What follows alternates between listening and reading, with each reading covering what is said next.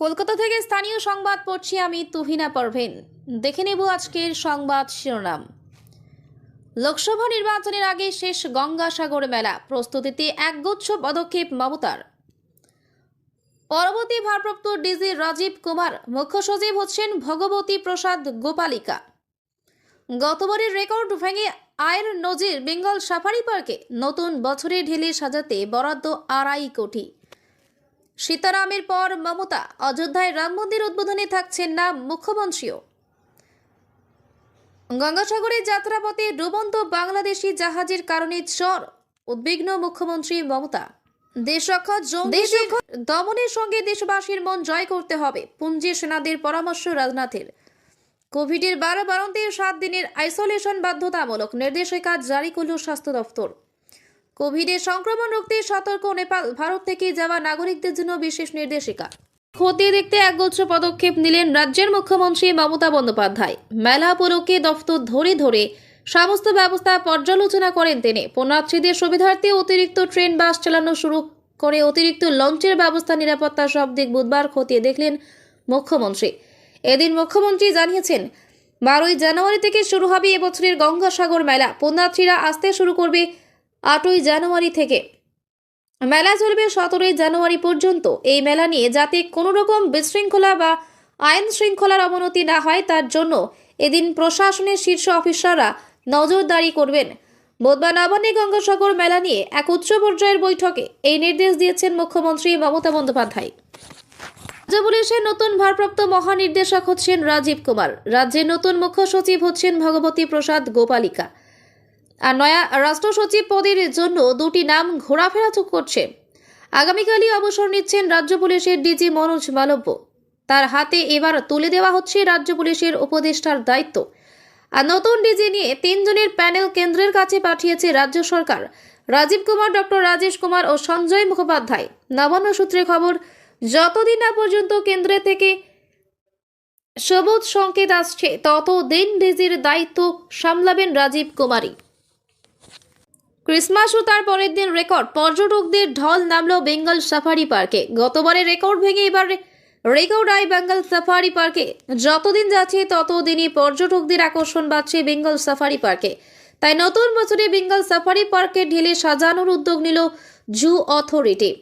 12টি প্রকল্পের জন্য বরাদ্দ করা হয়েছে প্রায় 2.5 কোটি টাকা। ইংরেজি নতুন বছর থেকে পর্যটকদের জন্য আরও আকর্ষণীয় হতে চলেছে বেঙ্গল সাফারি পার্ক। অযোধ্যায় রাম মন্দিরের উদ্বোধনে সম্ভবত যাচ্ছে না মুখ্যমন্ত্রী মমতা বন্দ্যোপাধ্যায়। তৃণমূল সূত্রে এমনটাই খবর, যদিও এই নিয়ে এখনও প্রকাশ্যে নীরব রয়েছেন মমতা। আনুষ্ঠানিকভাবে কোথাও এই নিয়ে একটি শব্দও বলা হয়নি দলের তরফে। তবে সূত্র মারফত জানা যাচ্ছে, রাম মন্দিরের উদ্বোধনে মমতা বন্দ্যোপাধ্যায় থাকছেন না। গতকালই প্রকাশ্যে এসেছিল যে রাম মন্দিরের উদ্বোধনে থাকছে না সিপিএমের সর্বভারতীয় সাধারণ সম্পাদক সীতারাম ইয়েচুরি। কারণ হিসাবে তৃণমূল কংগ্রেসের একটি সূত্র থেকে বলা হচ্ছে যে এই রাম মন্দিরকে সামনে রেখেই যেহেতু ভোট বৈতরণী পার করতে মরিয়া বিজেপি, তাই সেখানে তৃণমূল নেত্রী উপস্থিত থাকতে পারেন না। সবচেয়ে বড় কথা, তিনি বরাবরই বলেছেন, ধর্ম যার যার নিজের, উৎসব সবার, অর্থাৎ সব ধর্মকে নিয়ে চলার পক্ষে সওয়াল করেছেন তিনি। লোকসভা নির্বাচনের আগে রাম মন্দিরের উদ্বোধনে হাজির থেকে মেরুকরণের অংশ হতে চাইবেন না বাংলার মুখ্যমন্ত্রী। ঠিক এই কারণে শুধু তৃণমূল নেত্রী নিজে নন, 22শে জানুয়ারি অযোধ্যায় উপস্থিত থাকবেন না তৃণমূল কংগ্রেসের কোনো প্রতিনিধি। বাংলাদেশে জাহাজ ডুবির জেরে গঙ্গাসাগরের চর, যার জেরে উদ্বিগ্ন রাজ্যের মুখ্যমন্ত্রী মমতা বন্দ্যোপাধ্যায়। ডুবন্ত জাহাজ আনা যায় কিনা তা পর্যালোচনা করার নির্দেশ মুখ্যমন্ত্রীর। প্রসঙ্গত, বুধবার নবান্ন সভাঘরে গঙ্গাসাগর মেলার প্রস্তুতি পর্যালোচনা করতে বৈঠকে বসেছিলেন রাজ্যের মুখ্যমন্ত্রী মমতা বন্দ্যোপাধ্যায়। সেখানেই কচুবেড়িয়ার দিকে হঠাৎ গজিয়ে ওঠা চর নিয়ে উদ্বেগ প্রকাশ করলেন সুন্দরবন উন্নয়ন মন্ত্রী তথা গঙ্গাসাগরের বিধায়ক বঙ্কিম হাজরা। সেখানেই এই ডুবন্ত জাহাজ নিয়ে উদ্বেগ প্রকাশ করেন মুখ্যমন্ত্রী। দুর্ঘটনায় এড়াতে প্রয়োজনে সেনার সাহায্য নেওয়ার পরামর্শ দিয়েছেন মুখ্যমন্ত্রী ভারতীয় নৌসেনার পরামর্শ মতোই এই বিষয়ে পরবর্তী পদক্ষেপের নির্দেশ দিয়েছেন। যাতে দুর্ঘটনা এড়ানো যায়, সেজন্য পরিবহন দপ্তর ও সেচ দপ্তর যৌথভাবে মার্কিং ঠিকমতো করার নির্দেশও দিয়েছেন। যুদ্ধ নয়, জঙ্গিদের নিকেশ করার সঙ্গে সঙ্গে দেশবাসীর মনোজয় করতে হবে। ভারতীয় সেনার জন্য এই নিদান দিলেন কেন্দ্রীয় প্রতিরক্ষা মন্ত্রী রাজনাথ সিং। আজ তিনি জম্মু ও কাশ্মীর সফরে গিয়েছেন। গত সপ্তাহেই জঙ্গি হামলায় 4 ভারতীয় সেনার মৃত্যু হয়েছে। এরপর এলাকায় তল্লাশি অভিযান চালানো হয়। সাধারণ নাগরিকদের জিজ্ঞাসাবাদের জন্য নিয়ে যায় সেনা। তবে এর মধ্যে পুঞ্জির জঙ্গলে 3 নাগরিকের মৃতদেহ পাওয়া যায়। আর এই ঘটনায় উত্তপ্ত হয়ে ওঠে এলাকা। এই ঘটনার পর রাজনাথ সিং উপত্যকায় গেলেন এবং ভারতীয় সেনার উদ্দেশ্যে সংক্ষিপ্ত বক্তৃতা দিলেন। কেন্দ্রীয় প্রতিরক্ষা মন্ত্রী এদিন শহীদ 4 সেনা জওয়ানের প্রতি শ্রদ্ধা জানান। ভারতীয় সেনার প্রশংসা করেন। তবে বারবার তার কথায় দেশবাসীর মন জয়ের বিষয়টি ফিরে আসে। তিনি বলেন, আমি আপনাদের বিশেষভাবে বলতে চাই, দেশরক্ষার দায়িত্ব আপনাদের কাঁধে, কিন্তু এই দেশরক্ষার সঙ্গে সঙ্গে দেশবাসীর মন জয় করতে হবে। এই গুরু দায়িত্ব আপনাদের কাঁধে রয়েছে। আপনারা এই বিষয়টি জানেন, তাও খেয়াল রাখতে হবে আপনাদের কোনো ভুলেও কোনো ভারতীয় যেন আঘাত না পায়। দেশের নাগরিকদের বিশ্বাস অর্জন করার উপর জোর দেন রাজনাথ সিং। বিশ্বজুড়ে সাম্প্রতিক কোভিডের প্রাদুর্ভাবের প্রেক্ষিতে সতর্ক নেপাল।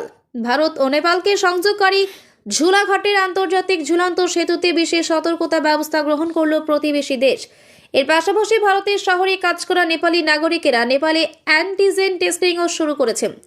স্বাস্থ্য অফিস বৈতাদির তথ্য কর্মকর্তা বিপিন লাইকা বলেন, স্বাস্থ্য মন্ত্রকের নির্দেশিকাতে জানানো হয়েছে যে ভারত থেকে আগত নেপালি নাগরিকদের ভারতের সঙ্গে সংযোগকারী প্রতিটি পয়েন্টে অ্যান্টিজেন পরীক্ষা করা হবে।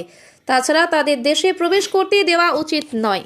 আক্রান্তের সংখ্যা বাড়ছে কর্ণাটকে, তাই কোভিড আক্রান্তদের জন্য বাড়িতে 7 দিনের আইসোলেশনে থাকা বাধ্যতামূলক করেছে কর্ণাটকের স্বাস্থ্য দপ্তর। মঙ্গলবার ওই রাজ্যে 74 জনের কোভিড-19 আক্রান্ত হওয়ার খবর সামনে আসে। জানা যায় যে 24 ঘন্টায় 2 জন কোভিড আক্রান্তের মৃত্যু হয়েছে। তারপরই সরকারের তরফ থেকে এই নির্দেশিকা জারি করা হয়। কর্ণাটক মন্ত্রিসভার করোনা ভাইরাস সংক্রান্ত সাব কমিটি মানুষকে মাস্ক পরে থাকার পরামর্শ দিয়েছে। পাশাপাশি ওই কমিটির পরামর্শ, কোভিডের লক্ষণ থাকলে শিশুদের যেন স্কুলে না পাঠানো হয়। শারীরিক দূরত্ববিধি বজায় রাখতেও বলা হয়েছে। কোভিডের এই নতুন রূপ JN.1 এর প্রকোপ কমাতে বয়স্ক ও কোমরবিডিটি থাকা ব্যক্তিদের প্রতিষেধক দেওয়ার সিদ্ধান্ত নিয়েছে এই কমিটি।